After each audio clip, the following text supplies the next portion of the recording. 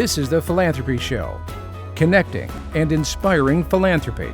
Welcome to The Philanthropy Show. I'm your host, Luann Saraga Walters. Today we have Meryl Stewart, CEO of Marketing and Business Solutions, on our show. She is a repeat guest, and she is also the new creator of an online course called Fundraising Success, Creating an Annual Marketing and Communications Plan. Meryl, thanks for joining us on the show again. Thanks for having me. This has been a lot of fun. It has been. And the curriculum that she built for this course is something that if you're a marketer or if you're on the development team of your nonprofit, you're going to want to check this out. You walked us from A to Z through this course. Tell us a little bit about what's included. So the course really focuses on, creating this comprehensive marketing and communications plan. And what we do is walk people through creating their message, kind of looking where are they at now and how have all the historical pieces really helped to evolve what the message is and the impact that it provides. And then looking at who are the people at the table that can help you pull together this plan. Do you have people internally that can help with marketing? Do you need to find some external folks to help you? And so what the makeup of that team looks like so they can help you get to your goals. Then it's setting your goals. So figuring out where do we want to be, what do we want to do, how are we going to get there, what's going to be the best return on our investment, and how are we going to achieve everything that we need to in a measurable way. We also look at creating your plan, so really drilling down to the actionable pieces of this plan and determining who's in charge of what, by when, and having accountability included in that so that we can get all of these initiatives done that support what we're trying to talk about through our organization. And lastly is evaluating your success. So everybody wants to know, have they met their goals? Sure. Are we successful? And what it means to tweak things along the way so that you can ultimately be planning ahead and expanding your plan for the future. We're going to give you a highlight over the next 30 minutes of this, so consider this a free preview of the course, but also a lot of really good material within the next 30 minutes, covering 3 particular lectures, why you need an annual marketing and communications plan and what that entails. How does that fit within different sizes of organizations and different sizes of staffs and what you may have done in the past. Also pulling together your mission and your mission's impact. How do those two relate? And are you able to communicate those to your board, to your donors, to your volunteers? One thing that I really love about this complete curriculum is that it goes hand in hand with your fundraising plan. So whether you're development or marketing, this is for you. The third aspect we're going to look at in the show today is, have you met your goals and your benchmarks for success? What's the data that's really important to do that? So if you just watch this show, you've got an entire 30-minute chunk of great educational opportunity. But in the meantime, this is part 2 of Fundraising Success, which is on udemy.com. Okay, so step 1 of creating an annual marketing and communications plan is actually knowing why you need one. If you don't know why you need one, it's difficult to build it, it's difficult to find a team to rally around it, it's difficult to implement it, it's difficult to judge it, to see how well it's doing. So let's go to the basics on this. Why do we need, marketing is the first thing a lot of organizations cut. Why do we need an annual marketing and communications plan? So the reason you need an annual marketing communications plan is really to help guide the organization's efforts and how you're communicating with your audience. And your audience can take a lot of different types of forms, and we'll talk about that a little bit later. But the plan really guides what you do as an organization, how you position your brand or what you do as an organization to the public, to your donors, to other members of the community. And so without a plan, it's really hard to gauge, are we doing the right thing? Do we need to adjust something? Are we communicating clearly? So the plan helps to pull all of those elements together, which is what we'll get into throughout this course. Some people, I think, tend to see marketing as a whole as maybe a postcard or a save the date flyer or something like that, when it's really, you're trying to figure out through the process of your marketing and communications plan how you talk about who you are. And that then helps, define who you are, or you're already defined and you're trying to figure that out, how to actually say it? It's kind of both. So I think part of the difference is that there are things that help help you talk about your organization that already exists as part of the essential elements of what an organization does. And those talking points are things that you need to tell other people. So sending the postcard, doing an e-communications piece, whatever that looks like, are really channels to just then connect with that audience. So those are the means of communicating, but the communication in itself is really the essence of what the organization is and does to help then find the right avenue to connect with an audience. I worked myself at a couple of nonprofits, including our community foundation here in Tampa Bay, and it was always important as well, not just for the staff, no matter what department you worked in, but for the board members to understand clearly who you are and what you do, because they're your first line, right? They're your first line of offense and defense when they're out in the public, communicating with whomever, potential donors, etc. And an essential means of fundraising is being able to talk about who you are and what you do. Right. Well, and I think part of that too is that, like you said, the people who are your offense and your defense are the people who are closest to you. So when they're not armed with the right information or a consistent message across the board, then it's really difficult to let the community know, your donors, other board members, potential partners, what it is that you're doing in a cohesive way. And I think that a lot of excuses come with two things. One, I have no time. I'm a nonprofit doing XYZ. I wear 15 hats. You know, there's a lot of things, and all of that is true. And then number two, we don't have the budget to do XYZ that we want to do. So let's address the first one.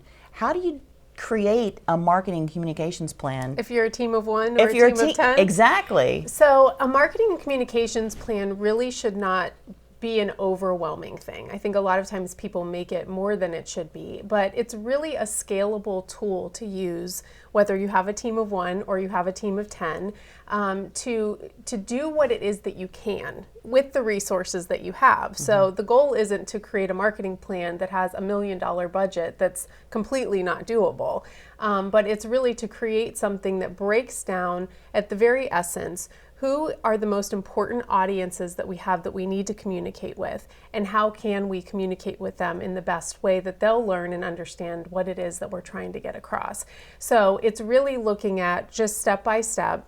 If you have a team of one, then maybe there's 5 things you do during the year, and maybe that's manageable. Maybe you're a team of one and you're super multitasker and you can do 20 things during the year. But the goal then is also to look at who are your resources outside of yourself. I think a lot of times we get stuck with defining team as the staff person who has the title, that's the marketing person or the communications person. And your team really isn't just that. Your team is all of the other people, board, committees, volunteers, donors who have some special expertise in a certain area of marketing or communications that can really help you leverage resources in the community and maybe their time to help you accomplish it. And I want to stress what she said. It's not just about you or who has marketing in their title that's responsible for it. And there are ways to communicate that. That's part of your plan, actually, and how to communicate what you need from these other players. Now, let's talk about the busy schedule, because in addition to having maybe limited staff, the schedules can be out the wazoo. You said something just a moment ago about you don't have to do 20 things. You might, in your busy schedule, find time for 5. So what's the most important aspect of looking at that to say, how am I going to do this in my busy schedule? Well, it's the schedule. So part of it is looking at what are the tools that are available to each of us. Actually, in fact, there's tons of tools online to be able to schedule content, to be able to schedule information out to our respective audiences that can help you cut down on the amount of actual work time that you're spending at your desk trying to push out messages and content to the audience. But the other piece is to delegate. You know, there are, as we talk about building this committee of people in this team that helps with marketing, part of it is actually delegating some of those responsibility and then holding people accountable for those pieces of it. So that way, as a marketing person or communications person, you're really kind of orchestrating what everything looks like and helping to keep everything moving together instead of doing all of it yourself. I think there's a point, too, that I want to emphasize in why you need a marketing and communications plan, because a lot of times your board is looking for a rationalization of why would we spend the money here or there, but they're also looking for how are we doing? How are we doing as an organization? And your marketing plan can help tell them that. Well, it's nice because the marketing plan actually crosses with your fundraising plan in most cases. It's a support vehicle. It is really that. And the reason it is that is because you are communicating in your marketing and communications pieces with the same audiences that your fundraising team is focusing on. So a lot of times if you have different segments of donors or different segments of people who support an organization, the marketing tool is really just reinforcing what the fundraising side is doing and kind of helping to push along the messaging that needs to happen for different audience segments. And it's a measurable tool so that when your board asks you, you know, how are we doing in fundraising, how are we doing in marketing? Well, the two should be measurable somewhat together. You should be able to see a direct correlation between we did this marketing initiative and it either raised money or it brought in volunteers. And that's part of the goal setting piece of this is really looking at what is the goal of each initiative? What are we trying to accomplish? Do we want 100 more likes on our Facebook page? Do we want to raise money through our e-communications? And the fundraising and marketing piece work side by side to really provide the results for the board members or the committees who are asking. And how do those Facebook likes impact my end result, which is if I'm trying to get more donations? What does that look like? Because you can track the process. So there is a definite need for a marketing and communications plan. I think that sometimes people get a little bit confused between the definitions of marketing and branding, thinking that maybe they overlap or they're the same thing or they're interchangeable. So we're going to take a look at that in the next lecture. So join us for what's the difference? Let's define this, marketing and branding. We'll see you there. How does a marketing and communications plan enhance your fundraising efforts? Is marketing really an essential part of development? And do you know what you want to say but don't know how to reach your intended audience?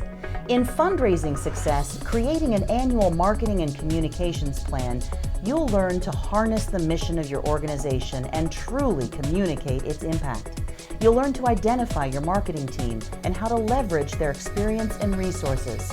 You'll learn to evaluate the success of your plan and identify areas for improvement and planning, and much, much more. Using HD video lectures and downloadable worksheets you can use year after year, you'll create an organic marketing plan that's tailored to your organization's specific needs. Join today, and we'll see you in class.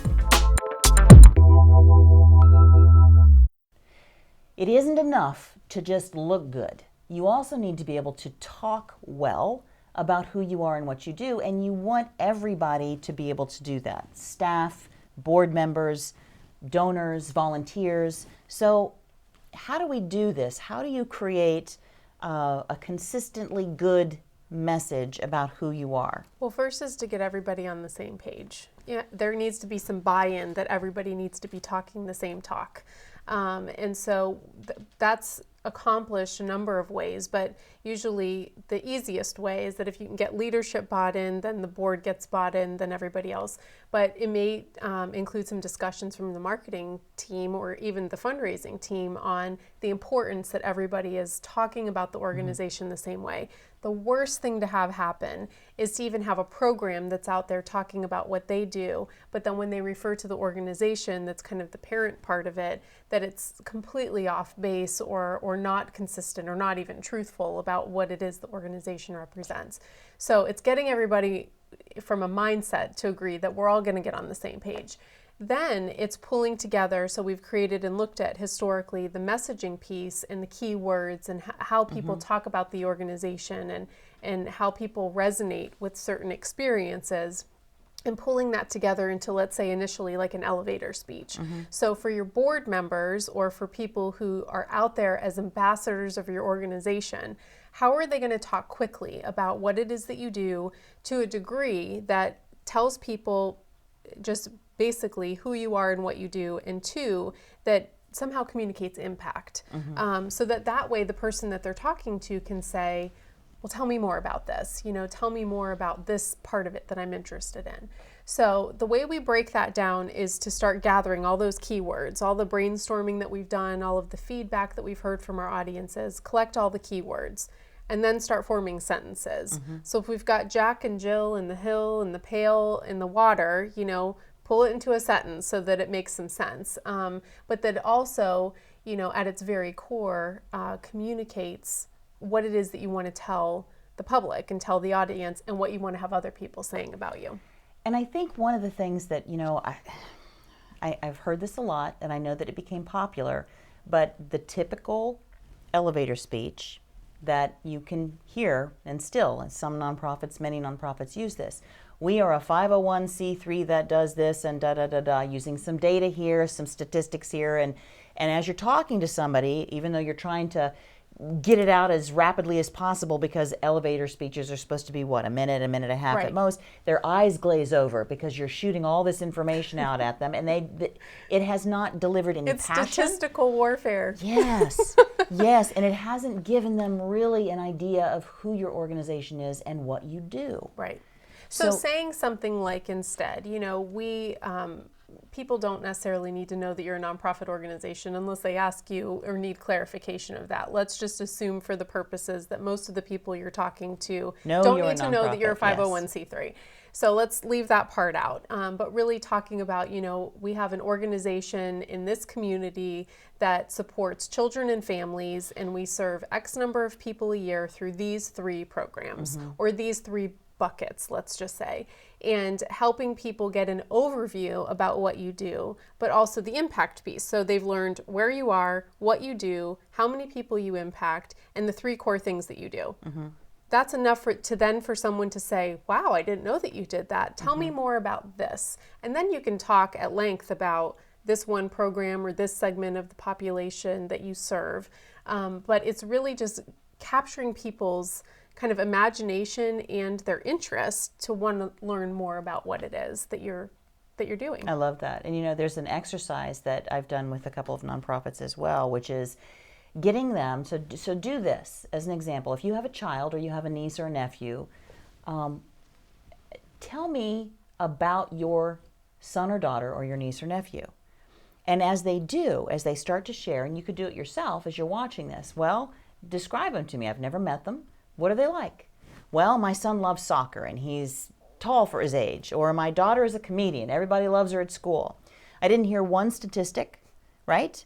And the enthusiasm with which they talk about their children is contagious. You want to know more. The next question is, do you have any pictures? I'd like to see what this young man or woman looks like. But when we talk about our nonprofit, we go into that robotic mode. So how can we talk about our nonprofit? And I love that you're saying, use these keywords. Let's pull these together. What is that impact?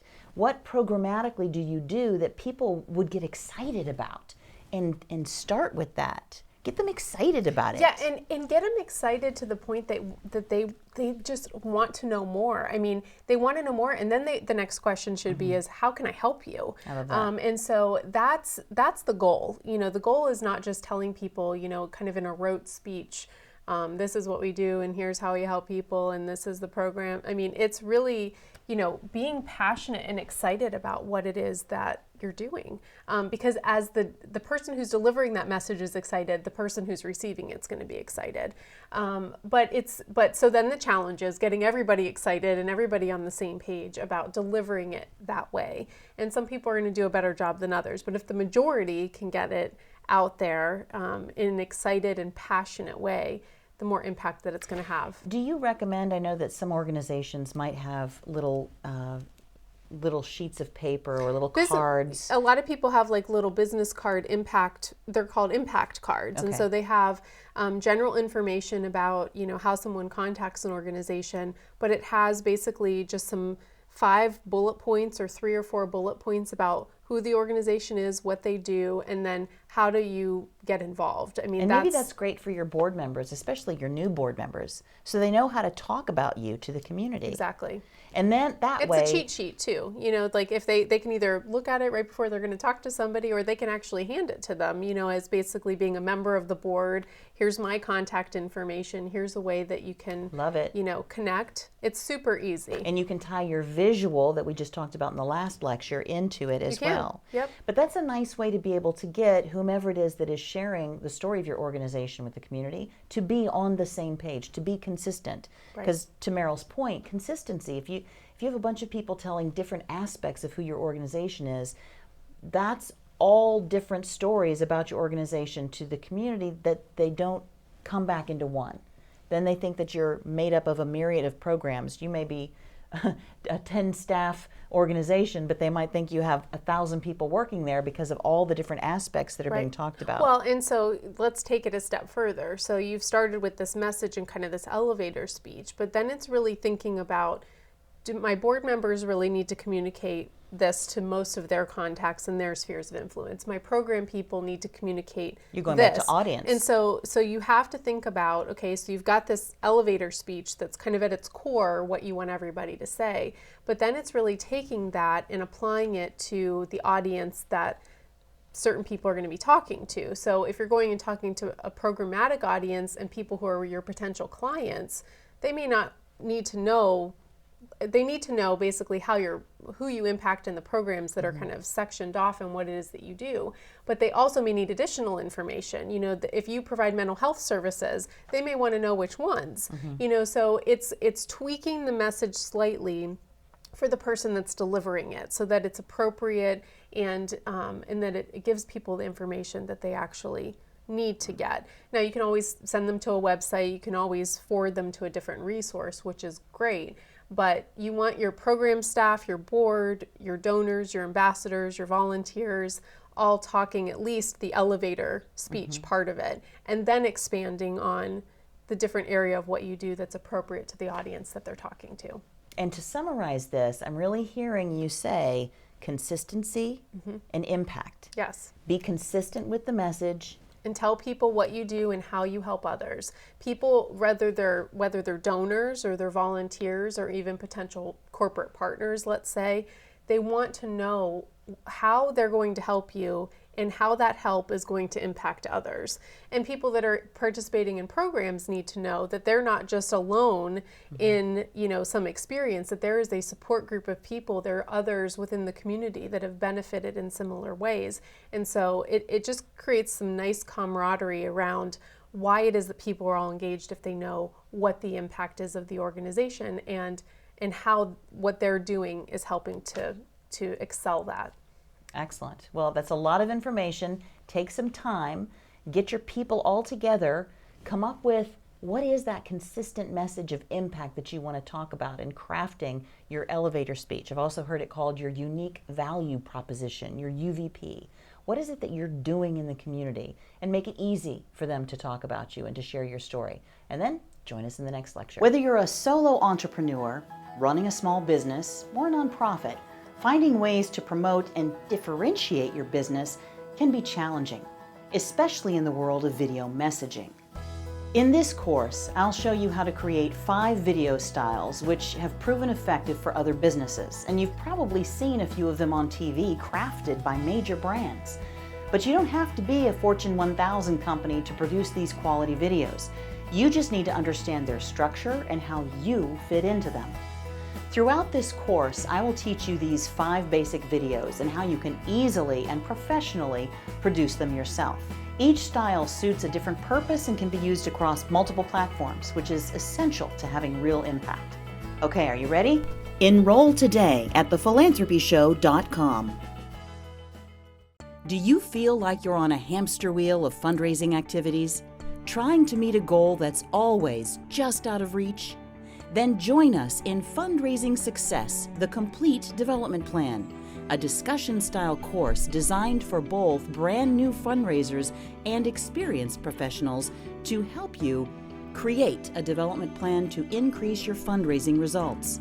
Select the fundraising activities that actually work for your organization. Set achievable financial goals and meaningful strategic goals.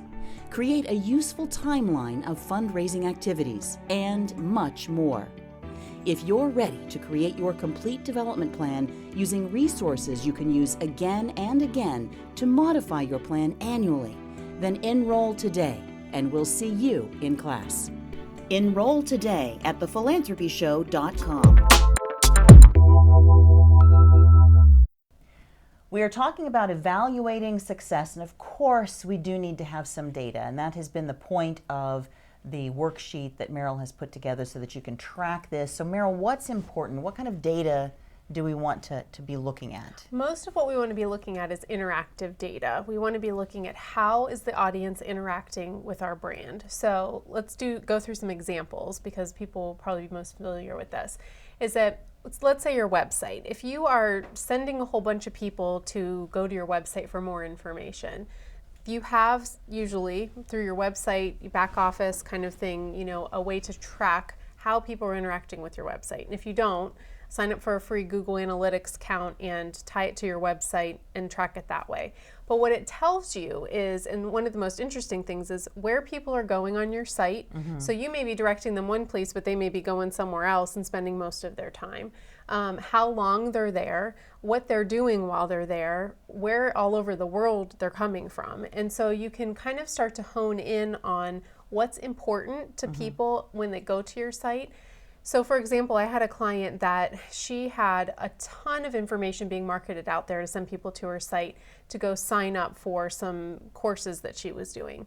And what she found was that people weren't going to the course page, people were going to her resource page. And on her resource page, where she had these amazing resources for people to access, there was nothing on there about her courses, there was nothing about there on how to engage her audience. And so what we realized was, okay, well, if you're sending them one place and they're ending up somewhere else because of interest, then how do you put things on that page, then help drive them back to what it is that you want them to do. So it's really being in tune with that. It's something to watch, engage, but Google Analytics gives you some great information about when traffic is the highest for you during the year, what it is that you can expect kind of from a trend standpoint, depending on watching your campaigns and how people interact. Some other great tools to look at are, so if you're doing any kind of e-communication, there are reports that are pulled from when people open up, let's say your e-newsletter, how many click-throughs there are, meaning how many times do they click and then go to wherever the destination is that you're sending them to. You can see how many people are opting out. So if you are just bombarding people with information, more than likely your opt-out rate is high because at some point they've gotten sick of you and they don't want to deal with you anymore. So they've said, no, please, I don't want any more. Or their interests have changed, or any numbers of any reasons. Number of things. But it gives you an inclination that you're losing part of that population. You have to figure out why. It also shows you how people then use that format. So maybe they get the e-newsletter and then they go to your website. You can see where they're then going to interact. So maybe you did a call to action for volunteers and you sent out an e-communication about that and you put a link to your site. Well, you can kind of see the correlation between the timing of sending that out and how many more people went to your site to access your volunteer page to determine that the campaign is helping to push people there and people are reacting to your call to action. So the data is all telling you about behavior. It is, and it's telling you also about how you need to tweak your interactions with people. Okay. So let's just say down this e-newsletter route that you have a high opt-out rate. Well, one of the things you may need to look at is when people opt out, do they have the chance to say that they just want to get less communication from you? Are their interests segmented so that you can reach certain segments of your audience and e-communication differently? Or do they just get an opt-out and they're off the whole list and you don't get the chance to bring them back? So you may be able to do some segmentation in what you're doing so that you don't lose everybody just because they have one big opt-out button versus segmenting their interests. Social media gives you some great tools on how looking at dashboards and user interaction to see how many people like what you're doing, if they're sharing it, especially if they're sharing it. And so that way you can continue to grow the network of how you're interacting socially. And with Twitter, you get immediate feedback. So if you're having a conversation and engaging the audience that way, which it's best as a conversation, then you're getting immediate feedback as to what people are doing. If there's no response to anything that you're doing, then maybe it's not timely or important to that audience, or maybe it's just a matter of tweaking the message slightly to help people engage differently. And Thankfully, Twitter now has their analytics too. They But do. you've got a variety of means. Now, what if you find out, Meryl, that you're not really reaching the goals that you set these goals and you thought for sure you'd hit them. Right. They weren't unreasonable, but you're not. What does that tell you, and what should you do? Part of it is, I think, we have to go back to the timing piece. So how often are you reaching people? Are you reaching people often enough so that they're getting the message enough times to see it? Because if you send one e-newsletter out one quarter and they don't hear from you for 6 months, and there's not really a lot going on in between, then maybe that means that we need to bump up frequency. Well, you broke the first rule, consistency Right. for impact. Exactly. So if you have to be consistent and frequent. The other piece is to really look at the messaging part. If you're putting things out there, so let's say consistency and frequency are there, but no one's interacting with you. Well, then we need to go back to, what did you find out about what was most important to the people that you're interacting with, and what are you asking them to do? How are you sharing enough with them about the impact of the organization? Do they feel enough of a connection with you through your communications to want to engage to the next level, which might be donating or volunteering or supporting you in another way? So all is not lost. It's just a matter of kind of going back to what it is that you found in the beginning part of this process. From a historical standpoint, from a perception standpoint, and making sure that that's integrated along the way. And if you're doing all of that with a channel and nothing's happening, then maybe it's the wrong channel. So then you can decide, well, maybe we're just not going to be successful doing this type of communication, and let's focus our efforts on the stuff that is working. See, this is all good information. Don't see it as a failure if your goals don't hit what you think they're going to, or if a channel is not as successful as you think, because it's giving you information. It's telling you this isn't working. So don't waste any more energy in this area. It's time to Move on. tweak it. Yes. So in our next lecture, we're going to talk about how and when we know for sure, and then what we need to do. We'll see you in the next lecture.